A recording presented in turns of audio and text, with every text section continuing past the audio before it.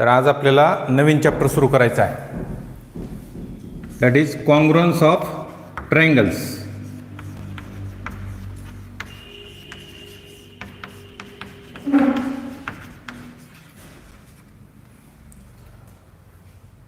कॉन्ग्रुअन्स of triangles. तर सगळ्यात पहिल्यांदा ट्रायंगलला पार्ट किती असतात? काल सांगितलं होतं. How many parts A triangle have? 6.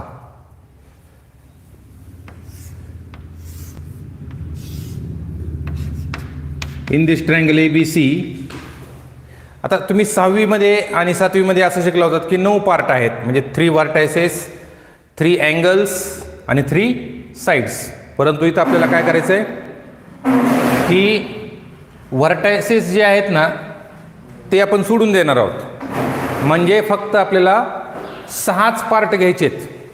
ते म्हणजे कोणते कोणते बघा. ट्रायंगलला पार्ट कोणते कोणते लक्षात घ्या. साइड AB, दुसरा पार्ट आहे साइड BC, तिसरा पार्ट आहे साइड AC, चौथा पार्ट आहे हा अँगल A, त्यानंतर इथला हा अँगल B आणि अँगल C. तर असे ट्रायंगलला पार्ट किती आहेत? 6. लक्षात राहू द्या.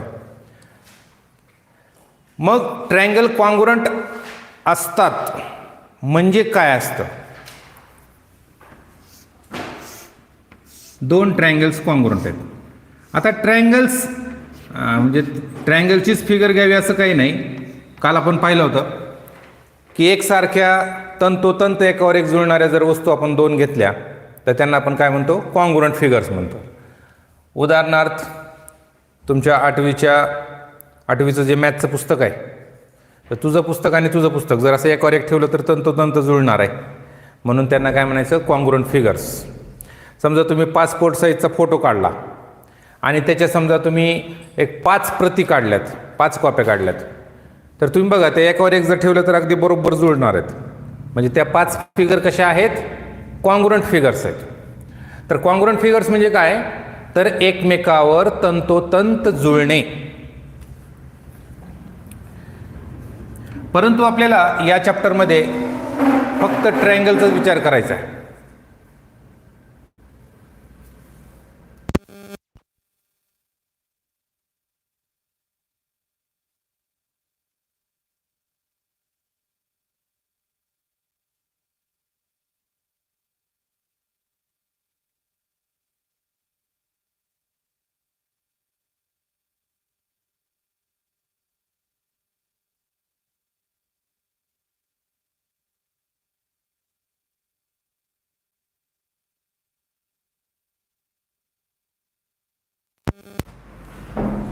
तर ज्यावेळेस आपण म्हणतो की 2 ट्रायंगल्स कॉन्ग्रुअंट आहेत, त्यावेळेस ॲक्च्युली त्यांचे किती पार्ट जुळत असतात सांगा? 6 पार्ट जुळत असतात.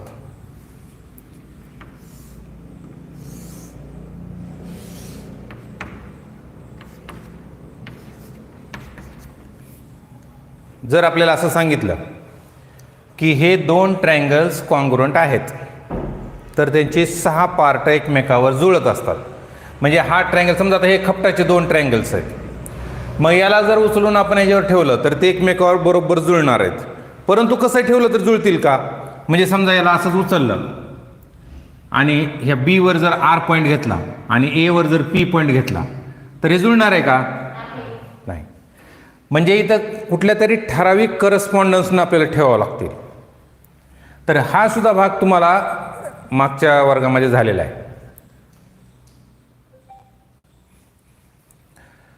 बहुतेक तुम्हाला 6वी-7वी मध्ये तो भाग झालेला आहे. 2 त्रिकोणांच्या व्हर्टायसेस मध्ये किती करस्पॉन्डन्स असतात? Who can tail?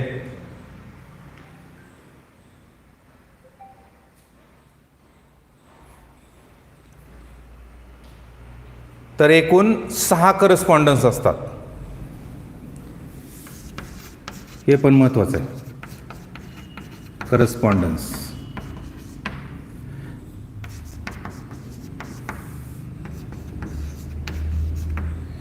म्हणजे बघा ना, मी तुम्हाला सांगतो की समजा हा 3 मुलांचा एक गट आहे, हे दोस्त आहेत, आणि हे पण दुसऱ्या 3 मुलांचा गट आहे, ते पण एकमेकांचे दोस्त आहेत, परंतु यांची ओळख नाही आहे सध्या. मग जर समजा हे 2 ग्रुप एकत्र आले आणि प्रत्येकजण एकमेकाला असं भेटला बरं का, किंवा असं तुम्ही समजा ना की यांचं 10वी पर्यंत शिक्षण झालेलं आहे आणि ते आता दुसऱ्या गावाला शिकायला गेलेले आहेत. मग समजा बाय चान्स जे विद्यार्थी एकत्र राहणार आहेत 2, त्यांच्यामध्ये दोस्ती होणार आहे. मग कुणाकुणामध्ये दोस्ती होऊ शकते? यांच्या तर आपसात आहेतच, सांगा बरं, असं होऊ शकतं का नाही की ए ची आणि पी ची होऊ शकते, म्हणजेच आपण इथं असं लिहू, बी ची आणि क्यू ची होऊ शकते, सी आणि आर. किंवा असं होऊ शकतं, अरे तुम्हाला 6 प्रकारे लिहायचे, तर मी इथं तुम्हाला थोडक्यामध्ये असं लिहून दाखवतो.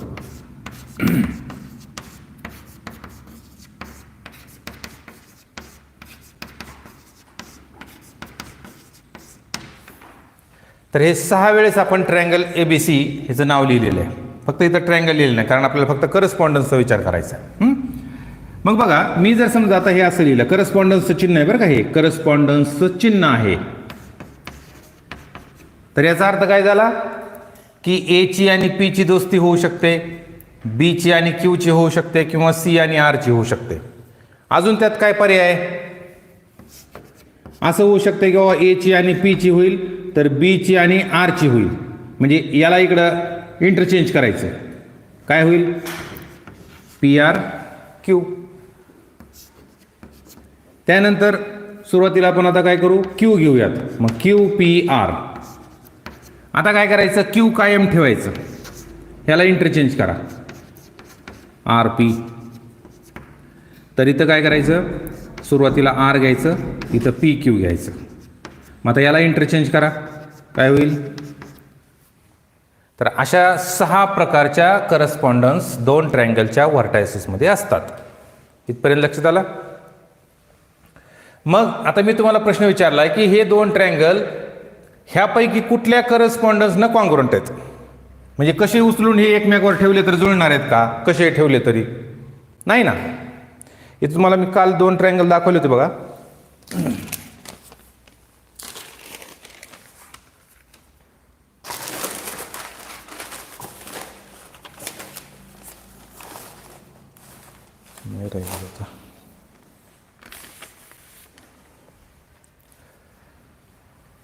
तर आपल्याला काय करावं लागेल बघा, ह्याला असं उचलून असं याला पलटी टाकावं लागेल, आहे की नाही? ह्याला उचलून असं पलटी टाकावं लागेल, म्हणजे ए वर काय येणार आहे? पी. आणि बी वर काय पडणार आहे? क्यू. आणि सी वर आर. मग आता ह्यापैकी कुठला करस्पॉन्डन्स होतो बघा बरं. ए ला पी, आता ए ला पी म्हणलं तर बी ला काय? क्यू आहे. मग बी ला क्यू इथं वर आहे, म्हणजे हे 2 ट्रायंगल कॉन्ग्रुएंट आहेत, बरोबर आहे. पण कुठल्या करस्पॉन्डन्सनं? ABC आणि PQR. बाकी तुम्ही असं फिरवून जर कसंही ठेवलं तर जुळणार नाही आहे ते. ह्या एकाच करस्पॉन्डन्सने ते कॉन्ग्रुएंट असतील. तर लक्षात राहू द्या की हे 2 ट्रायंगल जर स्केलन असतील, स्केलन म्हणजे वेगवेगळ्या बाजू, समजा ही बाजू 3 आहे, ही बाजू 3 आहे, ही बाजू समजा 4 आहे, ही बाजू समजा 4 आहे, आणि 5 आहे, ही 5 आहे, तर स्केलन झाला. तर स्केलन ट्रायंगल जर कॉन्ग्रुएंट असतील तर ते 6 पैकी फक्त एकाच करस्पॉन्डन्सनं कॉन्ग्रुएंट असतील. परंतु जर ते 2 ट्रायंगल आयसोसेल्स असतील तर किती करस्पॉन्डन्स नसतील बघा बरं. ABC आणि PQR घेऊ. आता हे 2 ट्रायंगल कॉन्ग्रुएंट आहेत, म्हणजे समजा ह्याची बाजू 5 आहे, ही बाजू पण 5 आहे, ही 5 आहे, ही 5 आहे, आणि समजा 7 आहे, ही 7 आहे. मग ह्यापैकी कुठल्या करस्पॉन्डन्सनं ते जुळतील सांगा. हा ट्रायंगल जर असाच उचलला आणि ह्याच्यावर ठेवला तर जुळणार आहे. म्हणजे ए ला P, बी ला काय असेल? Q, आणि सी ला R. म्हणजे पहिला करस्पॉन्डन्स झाला. ओके. आता समजा याला उचललं आणि पलटी टाकला, याला उचलून असा पलटी टाकला तरी पण जुळणार आहे ना. म्हणजे एला पी तर येणारच आहे, पण आता बीला काय येईल पलटी टाकल्यावर? आर येईल. म्हणजे बीला आर आणि सीला क्यू. म्हणजे जर दोन ट्रायंगल आयसोसेल्स असतील आणि जर ते कॉन्ग्रुएंट असतील तर किती करस्पॉन्डन्स नसतील? 2 करस्पॉन्डन्स. आणि समजा इक्विलॅटरल असतील तर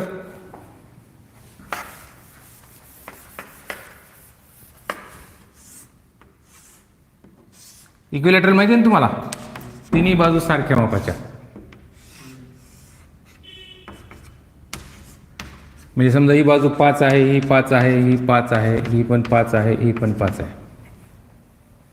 चला सांगा आता हा ट्रायंगल जर असा उचलून जशा तसा ठेवला तर जुळणार आहे का नाही जुळणार? जुळतं आहे की नाही. म्हणजे हा करस्पॉन्डन्स आला. समजा आता याला उचलला आणि पलटी टाकला, जुळतंय. म्हणजे दुसरा पण आला. समजा मी याला फिरवलंय, एकदा असं फिरवलं आणि मग ठेवलं तरी जुळणार आहे. कसंही फिरवून ठेवा तुम्ही, बरोबर जुळतंय. पलटी टाका, कसंही करा. म्हणजे हे दोन ट्रायंगल ह्या 6च्या 6 करस्पॉन्डन्सना कॉन्ग्रुएंट येतील. तुम्ही घरी प्रयोग करून बघा. असे 2 इक्विलॅटरल ट्रायंगल तयार करायचे आणि ते असे वेगवेगळ्या व्हर्टायसेसवर ठेवून बघायचे, तर सगळीकडे तुम्हाला ते जुळलेले दिसतील. तर ह्याच्यावरून आपल्याला 3 महत्त्वाचे निष्कर्ष मिळाले. कोणते? If 2 scalene triangles are congruent then they are congruent by only 1 correspondence. दुसरा निष्कर्ष काय निघाला? If 2 isosceles triangles are congruent then they are congruent by 2 correspondence. And if the triangles are equilateral then they are congruent by all correspondence.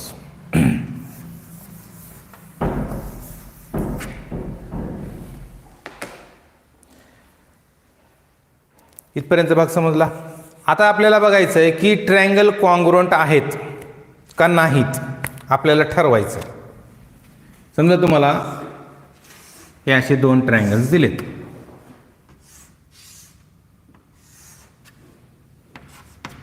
ABC आणि PQR, आणि तुम्हाला सांगितलंय की हे 2 ट्रायंगल कॉन्ग्रुएंट आहेत का नाही ठरवा. तर तुम्ही कसं ठरवणार?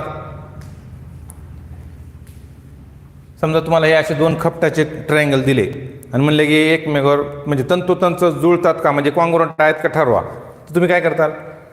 एकावर एक ठेवून बघताल. पण मी जर तुम्हाला म्हणलं की तुम्हाला एकावर एक ठेवायला परवानगी नाही, हे हातात घ्यायचे पण एकमेकावर ठेवायला परवानगी नाही. हां, तुम्ही बाकी कंपास वापरू शकता. मग तुम्ही काय करताल? हां, मग तुम्ही काय करताल की यांचे माप काढून घेताल, आहे की नाही. ही लांबी किती बघताल, ही लांबी पाहताल. तर या 6च्या 6 लांबी तुम्ही पाहणार आणि त्या सगळ्या जुळतात का नाही ते पाहणार. मग अजून काय करणार तुम्ही? अँगल पण जुळवून बघावं लागणार आहे का तुम्हाला? तर नाही. तुम्हाला माहिती आहे की 2 ट्रायंगल जर कॉन्ग्रुएंट असतील तर त्यांचे किती पार्ट कॉन्ग्रुएंट असतात? 6च्या 6. पण ओळखण्यासाठी तुम्हाला 6च्या 6 चेक करण्याची गरज नाही.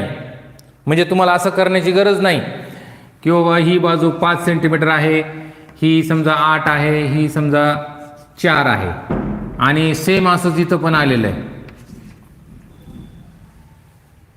आणि मग आम्हाला अजून कोण मोजायचे राहिलेत, मग आम्ही अगोदर इथला कोण मोजूयात.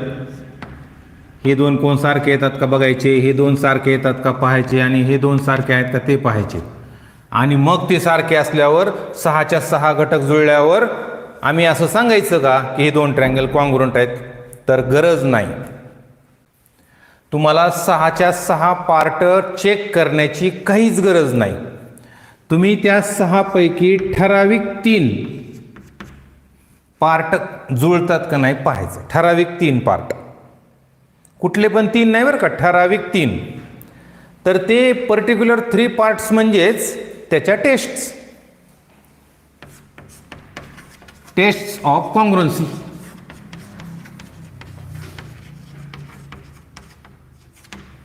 दोन ट्रायंगल कॉन्ग्रुएंट आहेत का नाही ते पाहण्याच्या टेस्ट्स. तर त्यामध्ये SSS test,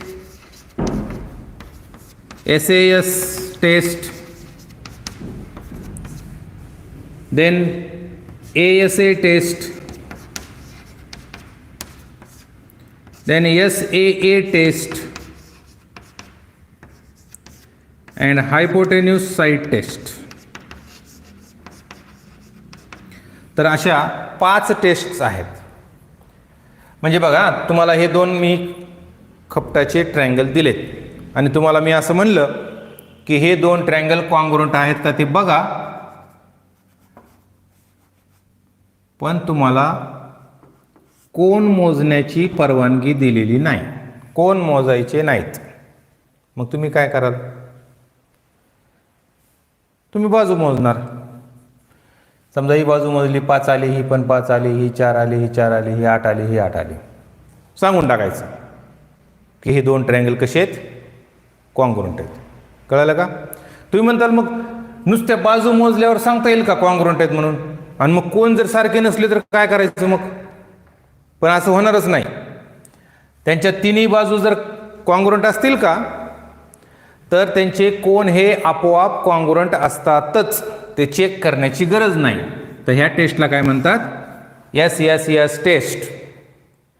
for a given 1-to-1 correspondence between the vertices of two triangles, when 3 sides of one triangle are congruent with the corresponding 3 sides of other triangle, then we can say that the two triangles are congruent.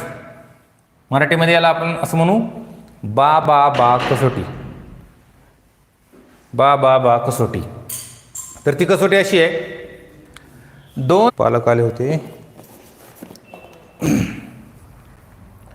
हां, तर आपण पाहिलं की दोन त्रिकोणांच्या शिरोबिंदूमधील एकाच एकसंगतीनुसार जेव्हा एका त्रिकोणाच्या 3 बाजू अनुक्रमे दुसऱ्या त्रिकोणाच्या 3 बाजूंशी एकरूप असतात, त्यावेळी ते दोन त्रिकोण एकरूप असतात. याला म्हणायचं SSS टेस्ट. आता दुसरी SAS टेस्ट काय बघा. सगळ्या टेस्ट मी थोडक्यात तुम्हाला सांगतो, मग नंतर लिहून देऊ. तर SAS टेस्ट अशी आहे की असेच तुम्हाला मी 2 त्रिकोण दिलेत आणि तुम्हाला मी असं सांगितलंय की याच्या तुम्हाला 3 बाजू मोजायला परवानगी नाही, तुम्हाला 2च बाजू मोजायच्यात. मग नुसत्या 2 बाजू मोजून आपल्याला सांगता येईल का की 2 ट्रायंगल कॉन्ग्रुएंट आहेत म्हणून? समजा बघा, ही बाजू 4 आहे आणि समजा ही बाजू 7 आहे. पण असं पण होऊ शकते ना, बघा आता ही बाजू 4 आणि ही 7, नुसत्या 2 बाजू मोजल्यावर हे 2 ट्रायंगल कॉन्ग्रुएंट आहेत असं म्हणता येईल का गॅरंटीनं? नाही ना. कारण मी तुम्हाला सांगितलं की कॉन्ग्रुएंट असण्यासाठी कमीत कमी किती पार्ट जुळवावे लागतात? 3 ठराविक पार्ट. मग तुम्ही म्हणताल की सर आम्ही 2 बाजू मोजतो पण आता आम्हाला तिसरी बाजू मोजायला परवानगी नाही आहे, तर मग आम्हाला निदान एखादा कोन मोजू द्या. तर ठीक आहे, मग एखादा कोन तुम्ही मोजू शकता. मग तुम्ही काय केलं की समजा या 2 बाजू मोजल्या. समजा ही बाजू एक 5 सेंटीमीटर आहे आणि ही समजा 7 सेंटीमीटर आली, ही पण 5 आणि ही समजा 7 सेंटीमीटर आली आणि तुम्ही इथला कोन मोजला. हा समजा 40 डिग्री आला आणि हा पण 40 डिग्री आला. तर तुम्ही सांगू शकता की हे 2 ट्रायंगल 100% कसे आहेत? कॉन्ग्रुएंट आहेत. मग तुम्ही म्हणताल मग बाकीच्या ह्या 2 बाजू कॉन्ग्रुएंट असतील का? असणारच. पण चेक करण्यासाठी आपण काय केलं, 2 बाजू आणि त्यांच्यामधला कोन मोजला. म्हणून इथं म्हणायचं साईड अँगल साईड. हे कसं बघायचं बघा, साईड अँगल साईड. तर या टेस्टला म्हणायचं SAS टेस्ट. तर ही टेस्ट काय? For a given 1-to-1 correspondence between the vertices of two triangles, if 2 sides of one triangle are congruent with the corresponding 2 sides of other triangle and the angle included between them are congruent, then the 2 triangles are congruent. 2 त्रिकोणांच्या शिरोबिंदूमधील एकाच एकसंगतीनुसार जेव्हा एका त्रिकोणाच्या 2 बाजू अनुक्रमे दुसऱ्या त्रिकोणाच्या 2 बाजूंशी एकरूप असतील आणि त्यांच्यामधील समाविष्ट कोन एकरूप असेल तर ते 2 त्रिकोण एकरूप असतात. याला म्हणतात SAS टेस्ट. समजली SAS टेस्ट? पुढची ASA. आता तुम्हाला सांगितलंय की ह्या त्रिकोणाच्या दोन दोन बाजू मोजायला सुद्धा परवानगी नाही, तुम्हाला फक्त एकच बाजू मोजता येईल प्रत्येकाची. ह्या ट्रायंगलची तुम्ही कुठली एक बाजू मोजा, ह्याची कुठली पण एक मोजा. मग तुम्ही काय म्हणाल, सर आता एकच बाजू मोजायला परवानगी आहे तर मग दोन कोण मोजू द्या दोघांची. मग तुम्ही काय केलं, समजा ही बाजू मोजली 7 सेंटीमीटर आली, ही बाजू मोजली 7 सेंटीमीटर आली. नंतर तुम्ही हे दोन कोण मोजले, ते पण 40-40 आले, म्हणजे कॉन्ग्रुएंट आले. आणि समजा हे दोन कोण मोजले, समजा 35-35 आले. बस चालतंय.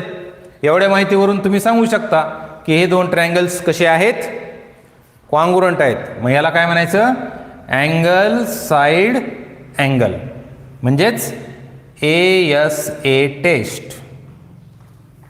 म्हणजे दोन कोण आणि त्यांच्यामधली समाविष्ट बाजू ही जर कॉन्ग्रुएंट असतील तर दोन ट्रायंगल कॉन्ग्रुएंट असतात. ओके. आता त्याच्या पुढची टेस्ट SAA.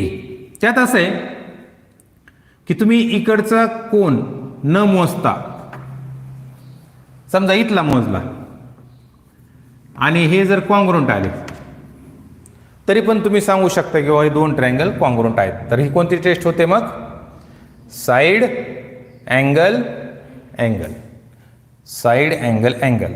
काही जण त्याला AAS म्हणतात, तर आपण त्याला SAA म्हणू. तर ही चौथी टेस्ट आहे. आणि आता ही पाचवी जी आहे ती फक्त राईट अँगल ट्रायंगलसाठी लागू आहे. समजा तुम्हाला दोन राईट अँगल्ड ट्रायंगल दिलेत, हे दोन, आणि तुम्हाला असं सांगितलंय की हे दोन ट्रायंगल एकमेकावर न ठेवता कॉन्ग्रुएंट आहेत का ते ठरवा. तर तुम्ही काय करायचं बघा, ह्या ज्या दोन बाजू आहेत ना यांना काय म्हणतात, साइड्स फॉर्मिंग राईट अँगल. ह्या दोन बाजूंना म्हणतात साइड्स फॉर्मिंग राईट अँगल. याचा मराठीत अर्थ असा, काटकोन करणाऱ्या बाजू. काटकोन करणाऱ्या बाजू, कारण ह्या दोन बाजूंनी हा राईट अँगल तयार झालाय ना. आणि याला काय म्हणतात, याला म्हणतात हायपोटेन्यूज. कर्ण हायपोटेन्यूज. 90 अंशाच्या समोरच्या बाजूला हायपोटेन्यूज असं म्हणायचं. दिस इज हायपोटेन्यूज. मग हे कॉन्ग्रुएंट आहेत का नाही चेक करण्यासाठी तुम्ही काय करायचं, नावातच आहे बघा, हायपोटेन्यूज आणि साइड. म्हणजे काय काय चेक करायचं, हायपोटेन्यूज चेक करायचं. म्हणजे ही तुम्ही पट्टीच्या साह्यानं ही बाजू मोजायची. समजा ही बाजू 10 सेंटीमीटर आली आणि ही पण बाजू 10 सेंटीमीटर आली, म्हणजे यांचा हायपोटेन्यूज कॉन्ग्रुएंट आहे. आता ह्या ज्या काटकोन करणाऱ्या बाजू आहेत ना त्यातले कुठलीही एक जोडी चेक करायची, करस्पॉन्डिंग बरं का. समजा तुम्ही ही चेक केली तर मग ही चेक करायची, किंवा मग ही चेक केली असेल तर ही चेक करायची. समजा ही चेक केली आणि ही समजा 8 सेंटीमीटर आहे आणि ही पण 8 आहे, सांगून टाकायचं की हे दोन ट्रायंगल कसे आहेत, कॉन्ग्रुएंट आहेत. आता तुम्हाला प्रश्न पडला असेल की हिथं तर आपण दोनच गोष्टी चेक केल्या, ही बाजू बघितली आणि ही बाजू बघितली, पण आपण तर आत्ता पाहिलं होतं की कमीत कमी 3 गोष्टी चेक कराव्या लागतात. मग तिसरी गोष्ट कुठे, दोनच बघितल्या ना आपण, ही बाजू बघितली आणि ही बाजू बघितली. परंतु हा कसला ट्रायंगल आहे, राईट अँगल ट्रायंगल आहे. त्यामुळे इथला कोण तर 90 आहेच ना, त्यामुळे एक पार्ट तर कॉन्ग्रुएंट आहेच. मला वाटतं ह्या सगळ्या टेस्ट तुम्हाला समजल्या असतील. तर याचं आपण सगळं लिखाणकाम उद्या देऊयात. Okay, thank you.